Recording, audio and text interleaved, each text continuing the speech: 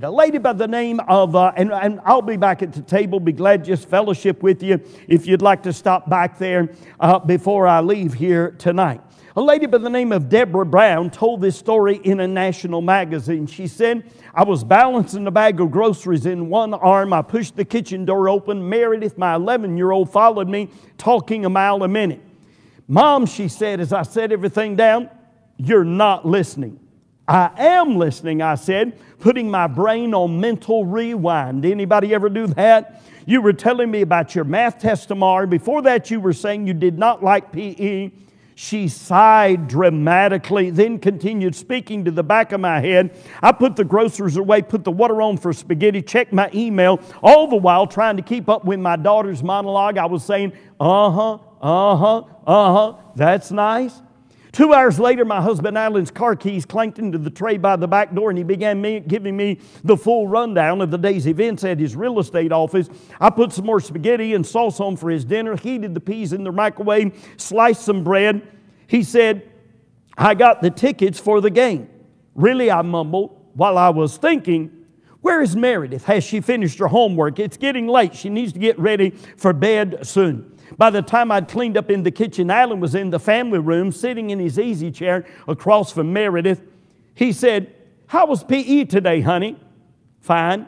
Her eyes never left her book. Did you play volleyball or did you run? She turned the page.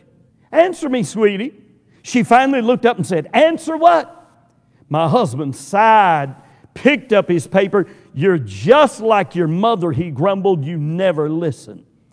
I walked in and said, what are you talking about? His face flushed. He said, it's true. When I'm talking, you're always doing other things. Cooking, answering your email, clearing the table. You say, but you don't hear half of what I say. Now our daughter's doing it. Alan, doing two things at once is the only way I can get anything done around here. Just because I'm not looking at you doesn't mean I don't hear you. Well, half the time you're tuning me out. Well, we'll talk about it later, but we didn't.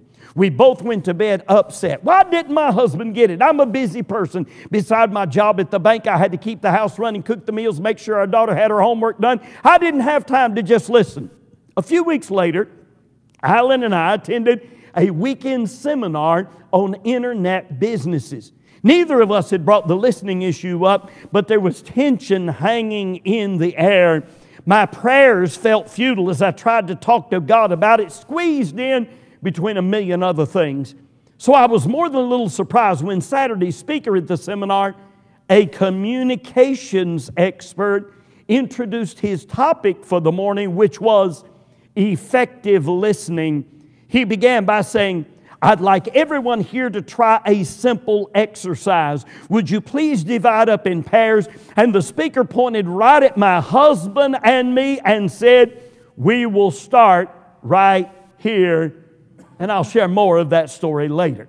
Now, I don't know about you, but I love to read biographies and I love autobiographies where somebody writes about their own life. If I were to ask you, where do you find the most biographical information about the Apostle Paul? If you know your New Testament, I think you would probably say the book of Acts.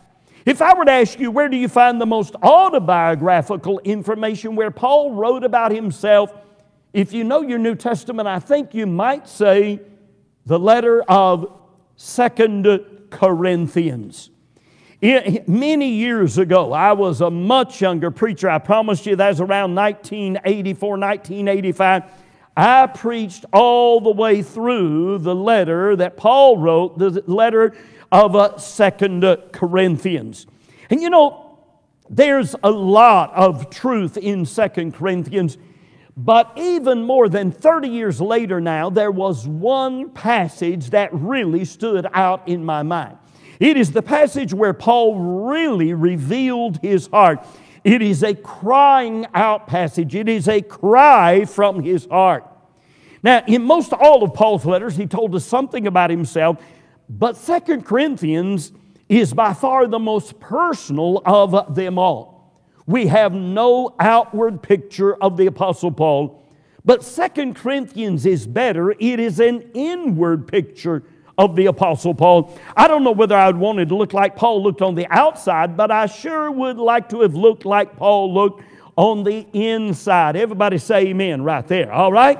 And we all probably ought to feel that way. I've got the verses on the screen.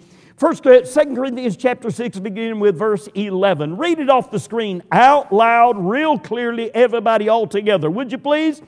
O ye Corinthians, our mouth is open unto you, our heart is enlarged. Keep reading. Ye are not straitened in us, but ye are straitened in your own bowels. Here's what he's saying there.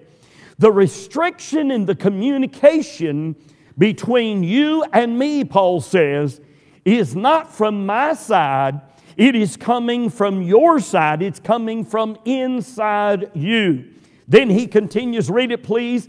Now for a recompense in the same, I speak as unto my children, be ye also enlarged. Notice that he said, our mouth is open, our heart is enlarged, and then he says, be ye also enlarged. I want to speak for just a little while tonight on the subject, don't stop communicating. Two symbols Paul used in this passage. First of all is the open mouth, and secondly is the enlarged heart. I want you to get a picture of both of them in your mind. The open mouth is a symbol of full, open, real, honest communication. And the enlarged heart is a picture of a man who loves those who won't love him back like they should. It is a picture of a man who loves those who attack and criticize him. It is a picture of a man who keeps a reservoir of forgiveness available to draw from the very moment that it is needed. Now, I'm saying tonight, don't stop communicating. And really, I have one key point that I want to try to get across to you as much as I can. Read it off the screen with me. Everybody, would you please? Don't stop communicating with family members who reject you or criticize you or have a bad spirit towards you. Maybe they have a bad attitude toward you. Maybe they reject your beliefs. Maybe they reject your standards. Maybe they reject both of them. It may be a son. It may be a daughter-in-law. It may be a daughter. It may be a son-in-law. It may be a dad. It may be a mom. It may be a mother-in-law or a father-in-law. It may be grandparents. And you know what? Sometimes we say foolish things like, sticks and stones may hurt my bone, may break my bones, but words will never hurt me. But I want to tell you, you say anything you want to. The truth is this, rejection hurts. And when somebody rejects you, especially if it is a family member like one of those I just mentioned, it hurts. Now, Paul in another passage here in 2 Corinthians chapter 11 verse 2 said, really to the church at Corinth, I feel like a daddy or a father towards you. You know what? There are some very unlovely family members in this world, but they need somebody to love them as well. There are some very unlovely people in this world, but they need somebody to love them as well. There are some very unlovely people in the church, but they need somebody to love them too. No, it's not that person that you think I'm talking about. It's somebody else, all right? How easy it is for some people to fight. How difficult it is for some people to communicate, and sometimes it actually gets humorous. True story. Mishawaka, Indiana, convenience store. Two men walked in ready to rob the convenience store. One of them hands a note to the clerk. She reads the note. She looks up at the guy and says, I don't understand what it is you're wanting me to do. And the second guy standing here looks at the first guy standing there and says, I told you that note didn't make a lick of sense. I told you you needed to rewrite that. I told you she wouldn't even understand what we were wanting to do. Here we are trying to rob the store. She don't even get it. And they stood there and argued and finally just turned around and walked out and never got the job done. Now, I want to draw a picture for you of this text the way I see it in my mind. All right, there it is again. Read it out loud again, would you please? O ye Corinthians, our mouth is open unto you. Our heart is enlarged. Now, you know almost everybody, almost everybody has a few people in their heart. And you know what happens sometimes? Some of those people will start fighting. Anybody ever had anybody you loved who started fighting with you? Fighting or misbehaving or criticizing or attacking you. What is the normal human reaction? The normal human reaction is this. You know what? I can live my life fine without you, thank you very much. And our normal reaction is to restrict our heart and squeeze those people out. I don't have to put up with this. I've got other things to do in my life. My life is not just to revolve around one person, and I thank you very much, but I can live without you. What did Paul do? He did the very opposite. He enlarged his heart. Think about this for just a minute, would you please? Pastor, stand up here for a second, all right? Now, if Pastor and I are just standing here carrying on a normal conversation, it doesn't take a lot of room for us to stand here. But if we decide to fight, and we really get with it, I can see the look in his eyes. He's about ready to go, and I'm in danger. And you know what? That would take a lot more room. It could take, and you know what? Thank you, preacher.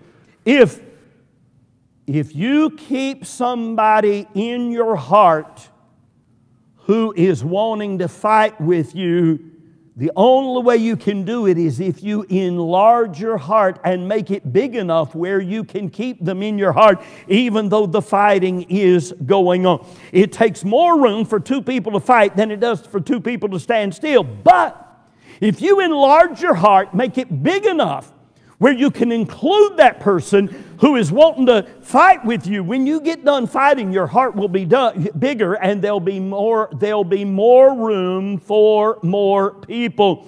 O ye Corinthians, our mouth is open unto you. Our heart is enlarged. Now, I want to get y'all to do something, okay? I need to get everybody involved. Now, I'm going to tell you up front, you're not going to want to do this, and I'm just going to plead with you, do it anyway, all right? Here's what I want you to do. We're going to act this out. Here it is. Here it is. I need everybody to do this with me. Here's the open mouth. Everybody go like this? Huh? And the enlarged heart. Go like this. All right? The open mouth. Come on, everybody, come on. And the enlarged, y'all look ridiculous. The open mouth, and thank you very much. You did great. I appreciate it. Now, the open mouth and the enlarged heart. That's what Paul is talking about. Those are symbols of full, open, honest communication, even with people that it's very difficult to communicate with. The heart of Jesus was big enough to take in the whole world. You remember how on the cross He said, Father, forgive them, for they know not what they do. And when Jesus comes into your heart, He wants to make your heart like His heart. Isn't it amazing how small some people's heart is in comparison to what it could be and it should be? But can I tell you something? Read this off the screen, everybody, would you please? Your joy is determined by the size of your heart. Because joy, what is joy Anyway, notice what Paul said in 2 Corinthians chapter 2, verse 3. When he said, at the end of that verse, my joy is the joy of you all. Joy is not just a single, personal, individual thing. No, joy is primarily a corporate thing that involves other people. Sure, I can have some joy by myself, but I'm going to have more joy if I'm fellowshipping with you, Pastor. And if you add my wife and your wife in that, then we just keep multiplying the joy. And the more people there are, the more joy there can be. Now listen to this statement. The breadth and extent of your ministry, and everybody should be a minister, the breadth and extent of your ministry is determined by the size of your heart. How big is your heart? Is your heart big enough to take in other people, people who are difficult people? 2 Corinthians 5:18, God hath reconciled us to Himself by Jesus Christ and has given to us the ministry of reconciliation. If you're going to reconcile people to one another who are estranged, you have to have both. You have to have God and others in your heart if you're going to be able to reconcile them to one another. When you're dealing with two people at odds with one another, you have to have both of them in your heart. Many people, even Christians, unwittingly have the ministry of alienation instead of the ministry of reconciliation because their heart is not big enough to include both sides of a dispute. A father and son are fighting. Who can help? Somebody, perhaps the mother, who has room for them both in her heart. Years ago, I heard a story that I think occurred probably in the late 1800s of how a father, son, mother in the same home, and the father and son got into an argument, and then it escalated. Until the father said, if you feel that way, you don't have to stay in this house. And the son said, you know what? I don't think I want to stay in this house. And the father said, why don't you just leave? And the son said, if I leave, I don't ever come back again. And the father said, that's fine with me. Just never come back. Just get out of my house. It's my house. Leave. And the mother's standing there crying. And the boy left. And years went by. And the mother talks to the father and says, why don't you apologize to him? And every once in a while she will write a letter to the son, and the son will write back to her, and the father will have nothing to do. And finally one day the mother gets sick, and it looks like she is going to die. She's lying in the bed, and she says to her husband, honey, I have one wish before I die. I want to see my son. Please, would you contact our son? Have him come. The dad sends a letter. Your mother's dying. If you want to see her, you better come. And the son comes and walks in to the room where she's dying. And the son and the father don't even look at each other. The son walks around on the other side of the bed. And the mother's lying in the bed and the husband is here. And the son is here. And they're both looking down at her, and neither one of them will look at the other one. And she looks up at her husband and says, you know, why don't you tell him you're sorry? She looks up at the son and says, tell your dad you're sorry, son.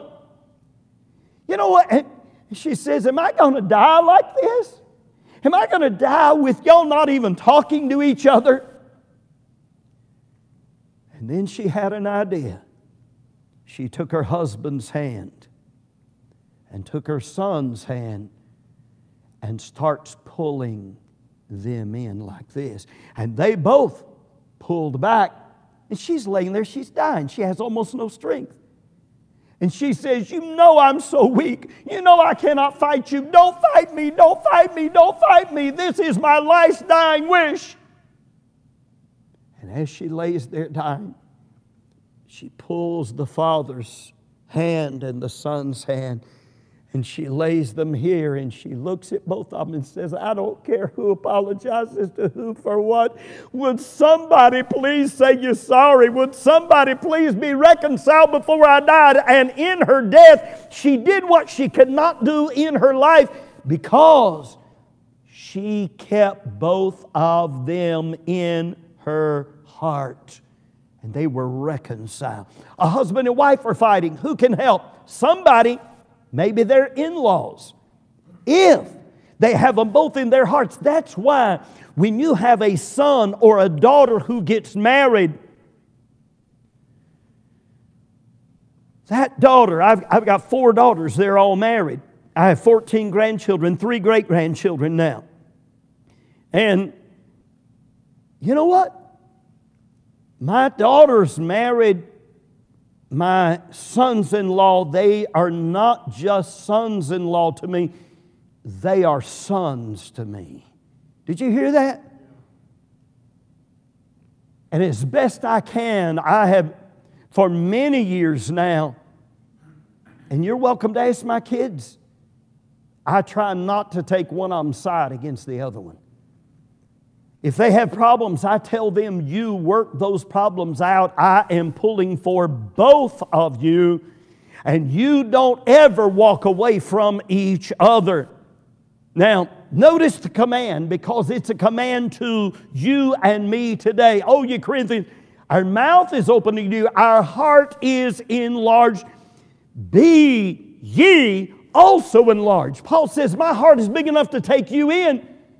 Why isn't your heart big enough to take me in? How does a church grow larger anyway? Brother Rogers, I was pastor for 36 and a half years. You've been pastor how many years? 28 years.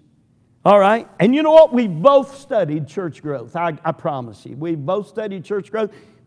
And you know what? There's all kinds of formulas, all kinds of things that people talk about for church growth, but you know, it can almost be boiled down to what I'm fixing to tell you right here. Listen to this. How does a church grow larger? Here it is. Enough people let their hearts grow big enough to take in more and more people. If you can get everybody here to let your heart be big enough where next Sunday when somebody who looks strange to you comes walking in here and you say, you know what, there's room in my heart for that person. I don't know what their background is. I don't know what their problem is, because I tell you, people who come into your church are almost always people with a past. They're people with failures. They're people with difficulties. They are people with warts and wants.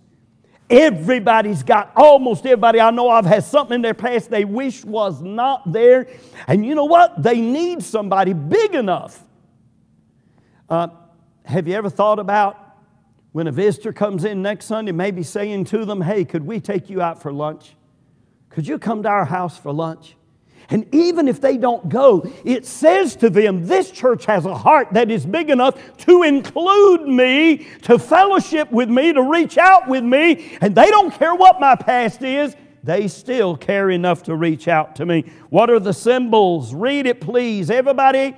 The open mouth and the enlarged heart. One of the most important characteristics of a man or a woman of God full of true love is that when they run into problems with somebody, they don't walk away and cut off communication. That's what people do. And you know what? I've seen people post it on Facebook. I'm walking away from this relationship. It's a toxic relationship. And somebody will like what you put on there. They'll check mark you and they say, yeah, I agree with you. You know what? You're free now. You're better off. But instead, the person with the open mouth and the enlarged heart, they try to communicate even more. Did you know that's the whole reason for this book that we call 2 Corinthians? On his second missionary journey, Paul had spent a year and a half in Acts chapter 18 establishing the church at Corinth. He won Jews and Greeks and Gentiles to Christ, but no sooner does he leave there than they get divided 4 different ways. Some of them said, I'm of Paul. Some have said, I'm of Apollos. Some of Cephas. Some said, I'm of Christ. False teachers come in their midst. Terrible immorality surfaces. Does Paul give up on them? No. He writes the letter that we call 1 Corinthians. Now, Paul was pretty tough on those people in that letter. Did it solve their problems? Yes and no. Some of the things Paul wrote them about, they listened to, but some people just got mad at Paul. They attacked him. They even falsely accused him. What does Paul do? Does he say, you know what? I'm done with you. I've had enough of this. I mean, they're attacking the man who started their church. So is he completely done with them? Oh, absolutely not. You know, I wondered when I got to this point. Here is the church that attacked the Apostle Paul, and I'm going to show you that in just a second. I'm going to show you all the attacks they made upon him. And you know what he did? He just kept communicating with them. And I wondered, how much did Paul communicate with them in comparison to all the other churches that he wrote to? Chapters are different lengths in a typical Bible, but you have about the same amount of space on a page in a Bible, you know? Well, I wondered, how much did Paul write? Well, he wrote the church at Rome, 14 pages. The church at Galatia, he wrote 5 pages. The church at Ephesus, he wrote 5 pages. The church at Philippi, he wrote 3.5 pages. Colossae, 3 pages. Thessalonica, 5 pages. Hold on to your seat. 22 pages Paul wrote to the church at Corinth. More. He wrote more to Corinth than he wrote to Galatia, Ephesus, Philippi, Colossae, and Thessalonica, all combined. And that was the church that caused him the most problems and attacked him the most. Now, I talked about attacks here, and I could take a long time, but I'm not going to do this. But let me show you some of the attacks they made on Paul, all right? You can see it when you read 2 Corinthians. His letters are weighty and powerful, they said, but his bodily presence is weak and his speech is contemptible. Chapter 10, verse 10. In other words, they said, Paul is a lousy preacher. Paul gave a bold answer. Though I be rude in speech, yet not in knowledge. He said, I may be a poor speaker, at least I know what I'm talking about. What good is eloquent ignorance anyway? He was criticized more after his first letter than he was before. Did you notice what they said about him? In chapter 1, verse 17 and 18, they attacked him. They said, He uses lightness. He purposes according to the flesh instead of the spirit. He says yes, yay, he's going to do something, no. And he doesn't keep his word. He's not serious. He's not spiritual. He's fickle. He's double-tongued. You can't count on his word. What happened was he had promised, he had said he was coming back to see them again, and then he didn't show up. And Paul wrote them and said, there was a reason why I did not show up. I was pressed beyond measure. It was almost like my life itself was in danger, and he didn't have the ability to text them or email them and tell them that he couldn't get there. There was no telephones around. They even questioned his right to come and preach to them again. And they said, there's the verse, we were pressed out of measure, we despaired even of life. They questioned his right to come and preach. They said, maybe he needs letters of recommendation. And he said, you are our letter written in our heart. In chapter 5, they said he was proud and boastful, maybe even a little crazy, beside ourselves. In chapter 11, they said he could not be a man of God, because he wouldn't take any support while he was there. Have I committed an offense because I preached to you the gospel of God freely? And then in chapter 12, they accused him of being crafty and deceitful, that though he said he didn't take any money while he was there, surely he figured out some way to do it that they didn't know about. Whoa! So, you're attacked if you took support. You're attacked if you didn't take support. Pray tell, what does the guy do? Now, if this was somebody you were dealing with, what would your response be? They have really gone after him. If you'd written a letter to help somebody, found out after you wrote it they had made all these accusations against you, would you be saying, I'm done with them? Paul looked at the positive side. Before there were 4 divisions in the church, now there are only 2. Those for Paul, those against Paul. We're making ground. Oh, ye Corinthians, our mouth is open unto you. Our heart is enlarged. The solution, listen to me, the solution to any problem you have with anybody is communication. I saw all the liberal media attacking our president for trying to talk to Kim Jong-un. And you know what? They're wrong. There is no chance of solving our problems with North Korea if those 2 men can't talk. There has to be talk. I don't care whether he's a liberal. When Obama, I didn't care for most of Obama's policies, but when Obama was president, you remember, he tried to communicate with Iran, and he was criticized for that. And I said to people I was talking to, I said, you know what? I don't like his policies.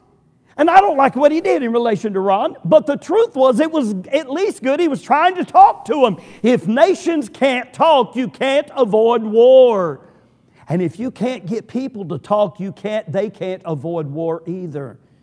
It doesn't matter. The biggest problem on the biggest scale, the smallest problem on the smallest scale, the solution to problems is communication. Divisions come, sometimes divisions stay because someone no longer loves enough to communicate. Divorce often comes as a result of somebody no longer caring or loving enough to continue to communicate. Pastor, if you listen to all my sermons, you'll find out I'm against divorce and remarriage. I am not against divorced and remarried people. And you know what? I've seen and preached about the consequences on a couple and on their children, but those consequences are not fixed and certain and unchangeable and unstoppable. Many children of divorced parents have built wonderful, strong, solid marriages because how? They never give up when they have problems. They never shut the other person out. They continue to communicate. Communicate. You don't stop communicating. Now, I'm not at the end of my message yet, but you remember my opening story? You remember they're at this seminar, and the leader of the seminar is a communications expert, and he's speaking on effective listening, and he says, would you please divide up in pairs? Then he pointed right at her and her husband and said, we will start right here, and I want one of you to tell your partner about something that's been bothering you. The other person is to remain completely silent. Then we'll repeat the exercise the other way around. My husband shrugged, and I looked at him and I said, you first. And the speaker started his stopwatch. And my husband said, I've been worried about Meredith. She's in a different school with new friends. I know she has to take PE every day. She doesn't like it. I keep trying to talk to her about it, but I'm not reaching her. He paused for a moment. Then he said, Meredith's not the only one I'm having trouble reaching, Debbie. I think you tune me out. Sharing my life and my thoughts with you is important, but a lot of the time it feels like you're on autopilot. You may think you're hearing me, but you're not really. I was squirming inside, but the 90 seconds was not done. He continued, his eyes locked in mine. By the way, listen to me. You're not really communicating with somebody unless you're looking them in the eyes. The eyes are the windows to the soul. You make sure when you're correcting your children, when you're communicating with your husband, when you're loving your husband and your children and your wife, you look them in the eyes. he said, I want us to do better with Meredith and with each other. Maybe I can go jogging with her or give her some pointers to help her get more comfortable with PE. As for you and me, Debbie, and the speaker said, time, switch. And I took a deep breath. Alan, you're right. I get so busy with all the things I'm doing that even though I think I'm listening, I'm not always concentrating. I care about you, your work, what you're thinking about, even the details. I know you care about me. Maybe we all need to try something different with each other, something more like what we're doing right now. And the speaker said, time. And my husband and I stared at each other for a moment, stunned at what had just happened. We both said what was on our minds without distraction or interruption. And we both listened to the other person. And the leader said, communication is more than just information. You can clear up many misunderstandings in the office and at home just by taking the time to listen carefully. That exercise took all of 3 minutes, but I think you'll all agree it was a good use of time. And driving back home, my husband and I were determined to put some new rules into practice. No TV in the background. Folks, hey, when you come to the table, leave that thing somewhere else. You say it might ring. Okay. You know, you can't always answer the phone. Pastor, you called me this morning. I was in a meeting and I wanted to answer, but I couldn't answer. You know, and you just can't always do it. And you know what? You leave that thing, you turn the TV off, and you look at each other around the table and you communicate. And they said when somebody's talking, make a point to really listen to them. Do you really look that other person in the eyes and really listen to them? And she said, I was saying my prayers that night. I threw in a P.S., thank you, God, for always being willing to listen to me. Amen. Aren't you glad that He does? Amen. Now, you know, I think about how a lady wrote that story. And the truth is this, men have more problems communicating than ladies do, generally speaking.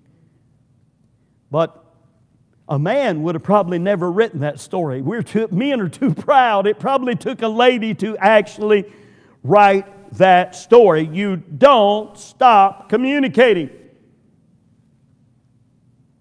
I'll throw up a picture, but there's one right there. See that? See that exit sign? The door that is marked communication. It has to be deliberately propped open.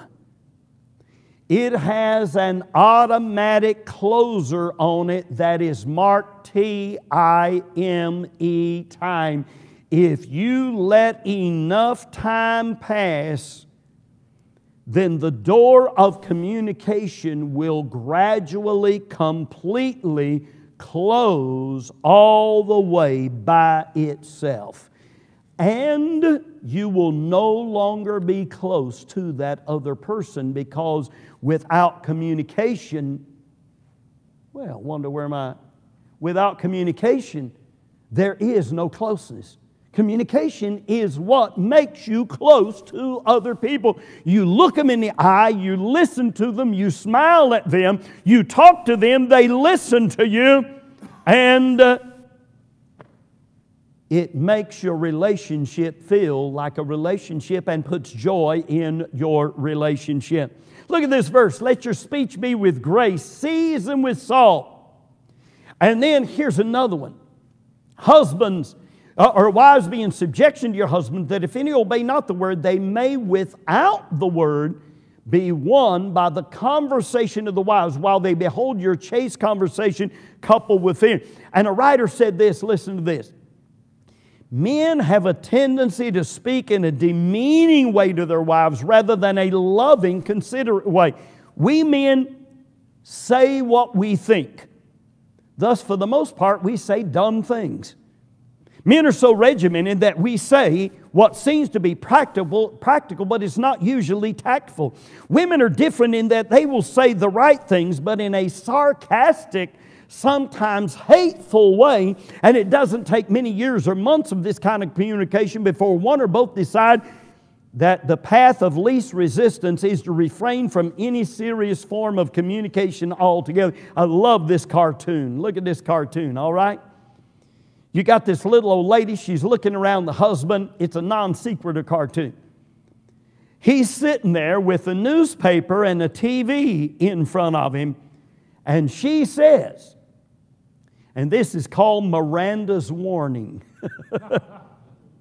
You have the right to put down the paper, turn off the TV, engage in conversation, and if you refuse this right, everything you don't say will be held against you for the rest of your miserable life. Our ministry began, and is still a key part of our ministry, helping parents understand what they need to do to reach rebellious young people. And many times we've counseled with the parents of a rebellious teen or young adult, and they've had to cut him off from his younger siblings to keep him from destroying their lives. But I say to those parents, you continue to visit him, write him, call him every chance you can. You keep the lines of communication open. Why? Because the road of communication is the road that you keep open, that you do not allow to close, is the road that he has to take to come back to God and to come back to you. Somebody said, read it off the screen, everybody, would you? If you...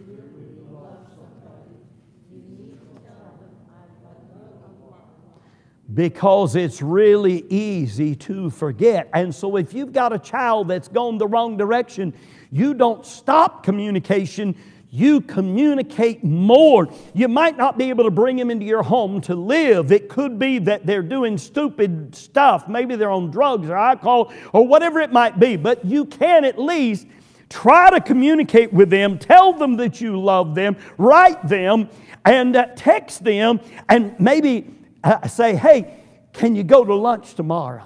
I'd love to take you to lunch tomorrow.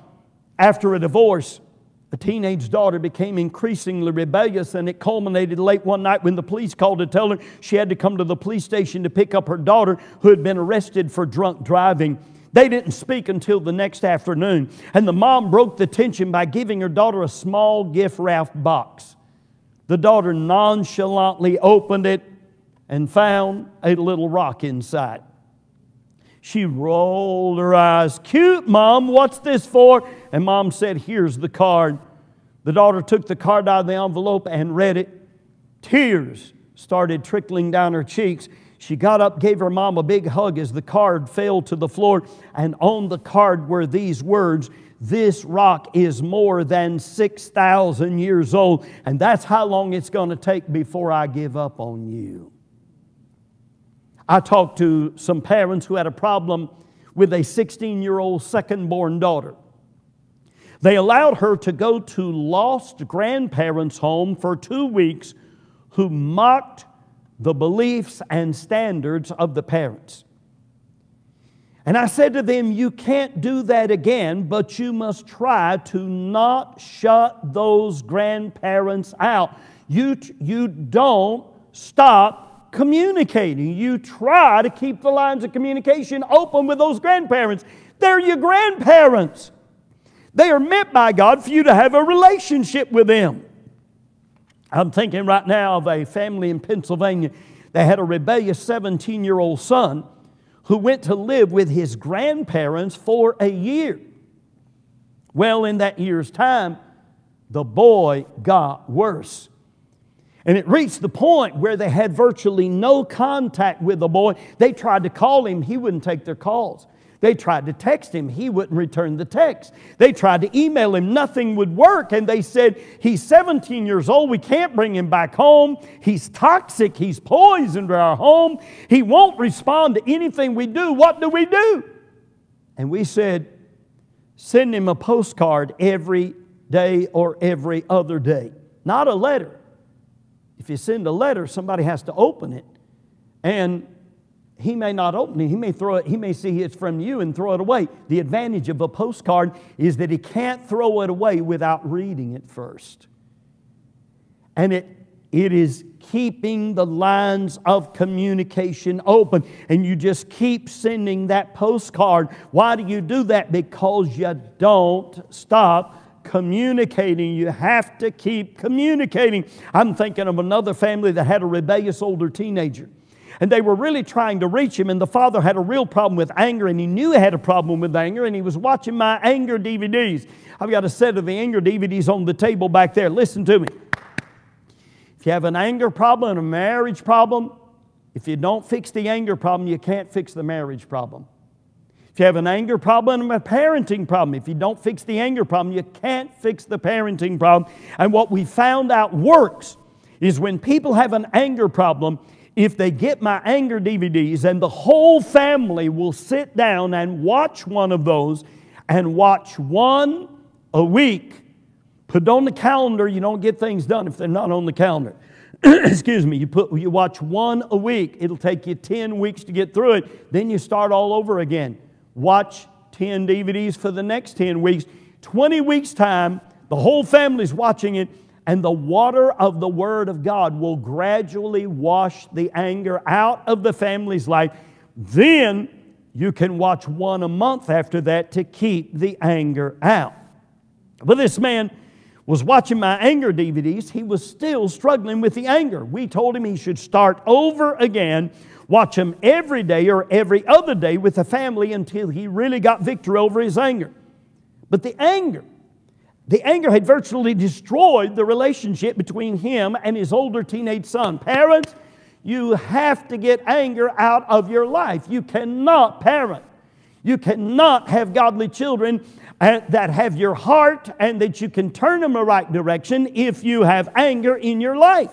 So, we said this to him. The anger had virtually destroyed the relationship with his older teenage son. We told him, take a piece of wrapped candy, unwrap the candy, put a little note inside that says, please forgive me for my anger. Close it, put it on the dresser. The next day, another piece of candy, and it says, I love you, son. The next day, can you please forgive me, son? I miss the close fellowship, son. Your mom and I really care about you. The next day, I'm trying to change, and please pray for me. The next day, I'm praying for you lots. I love you so much. Now, you know what that boy did? That boy kept every single one of those notes. You know why?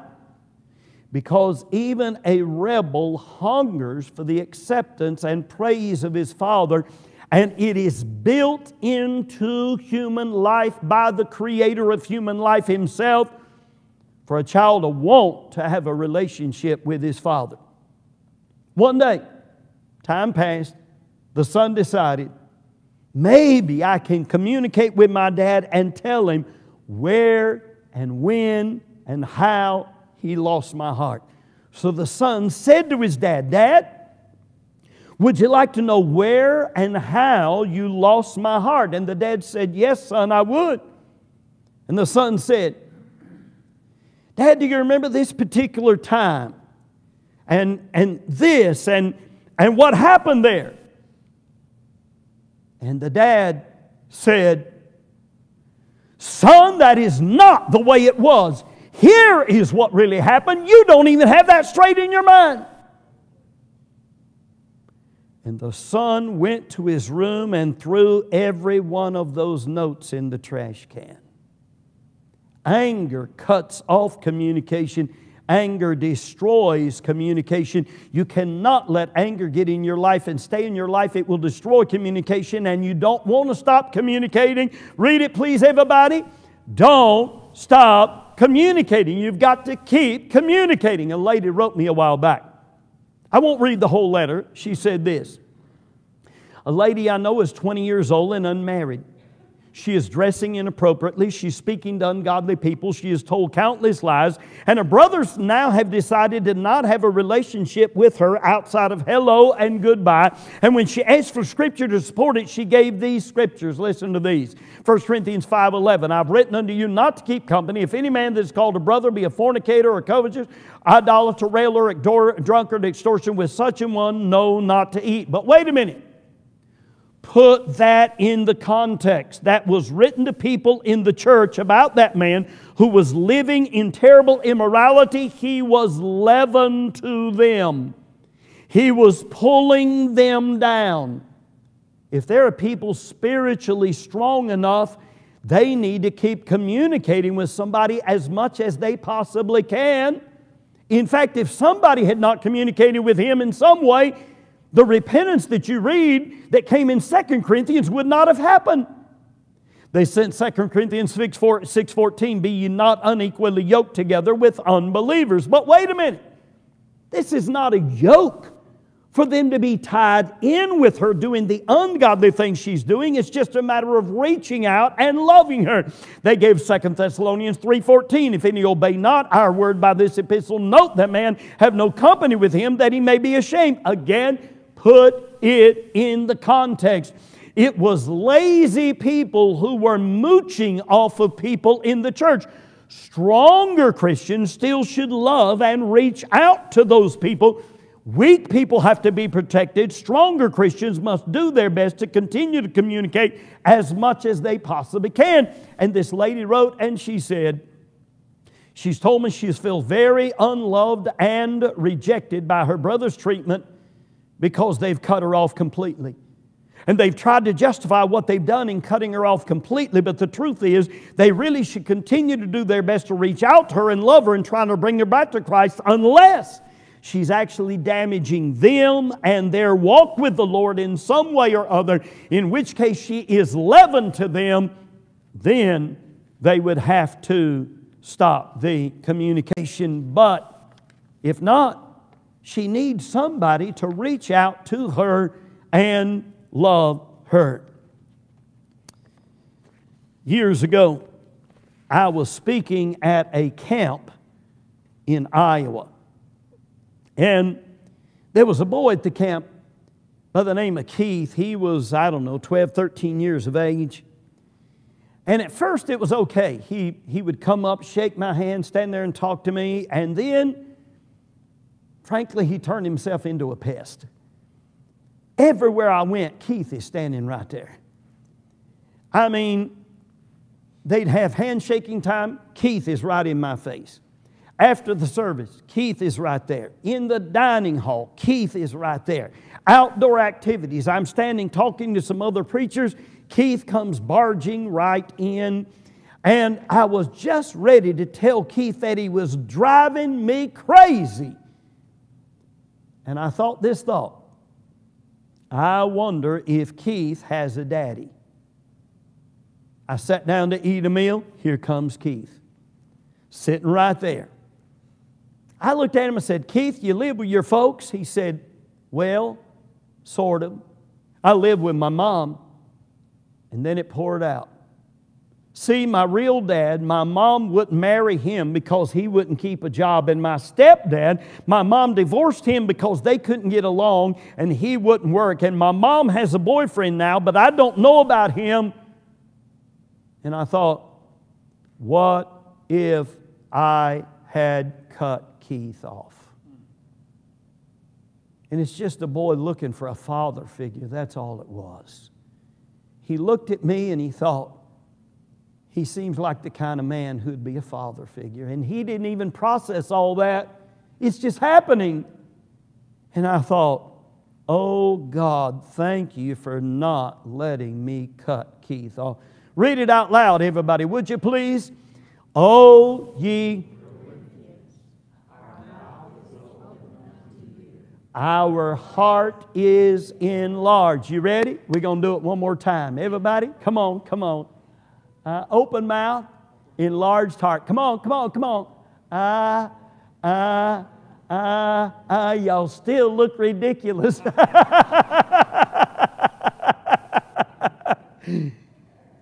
But you'll remember it, won't you? The open mouth, the enlarged heart. When I was here 2 years ago, I think I gave the kindness message. Did I give the message on the life-transforming power of kindness? Anyway, I've been giving that. I've given that lots of places. And in that message, I tell this story. There was a lady when I first became a pastor in Lincoln, Illinois in 1975, I got a terrible telephone call one day that this lady, her 16-year-old teenage daughter had just been killed in an automobile accident. This was a single mother. Her daughter was her whole life. I had to notify the lady. I had to preach the funeral. And after the funeral was over, I went to visit with the lady. And she was so angry and bitter and harsh that I thought, she doesn't want me around. I'm not going back to see her. And so I didn't. 2 years went by. And one day I was just out going door to door, knocking on doors. We're not pastoring a massive town of 15,000, 16,000 people. And I was shocked. She answered the door of the house I knocked on. And we stood there and chatted for just a little bit.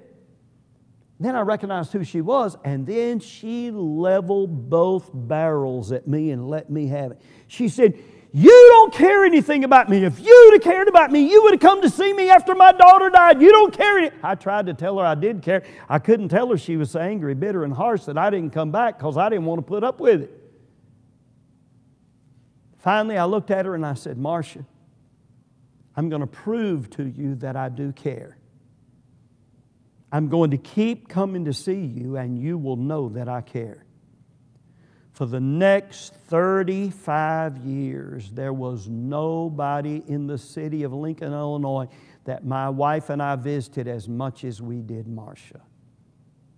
About once every 2 months, we went to see her. Over and over and over again, we went to her house. After about 30 years, Marcia came to our church one time in all that time. She couldn't stand to come to our church because it brought back memories of her daughter who had been in our church. She just couldn't stand it. And we're about 30 years, and one day I knocked on her door. She came to the door of her house. My wife and I are standing there together. She had the biggest smile I ever saw her have on her face. She said, "Pastor Davis, Regine, y'all come on in. I've got wonderful news to tell you." And when we sat down, she said, "Last Sunday I went to Latham Baptist Church over in Latham, Illinois, and I got saved over there last Sunday, and we just rejoiced with her. It was wonderful." A couple of weeks later, we went back, knocked on her door. "Last Sunday, I went to Latham Baptist Church. I got baptized." We said, "Wonderful." And you know what? It was fine. She's a member of another church now. It don't matter. There's a sense in which she's just ours. You know, it don't matter where she goes to church. This is different than anything. We just kept going back. One day we were visiting with her, and she looked at us and she said, "Pastor Davis, I don't really have any family." She said, "I've decided that I'm leaving everything I have to your church." And about 2 years after I stepped down as pastor, I stepped down in 2011, 2013, our church received, Marcia died. Marcia died. I was away from home traveling and missed her funeral. I felt terrible about it. I have been near the cemetery. I can't seem to find the grave, but I've been in that area. I know where she's, generally speaking, where she's buried. But anyway, and a few months later, our church received a check in the mail for almost $40,000. I didn't realize Marcia did not need the absence of my presence. She needed the presence of my kindness, my communication. Even if she was so angry and bitter and harsh, she just needed somebody to reach out and love her. And you know what? There's somebody out there. Is your heart big enough to take that person in? That family member that attacks you, criticizes you, that hurts you, your heart bleeds. Is your heart big enough to reach out to them and love them and say, you know what? I'm going to try. I've preached this message now enough times. I've got some testimonies from it where people say, you know what? It was hard, but when I left the service that night, I called that person, or I texted them, or I emailed them, and I said, you know what? I'd just love to see you. What are the 3 words? Say it, please, everybody. Don't stop communicating. The open mouth, the enlarged heart. Yeah, there you go. Is your heart big enough to take in those that it's difficult to love? Come Sunday, is your church, can you enlarge your heart enough? You want your church to grow? You do, don't you? There's all kinds of things you can say about it. That person who comes walking in here who doesn't look like somebody you might want in your church. You know what I mean? Can you love them too? Can you give them time to grow? Would you bow with me, please?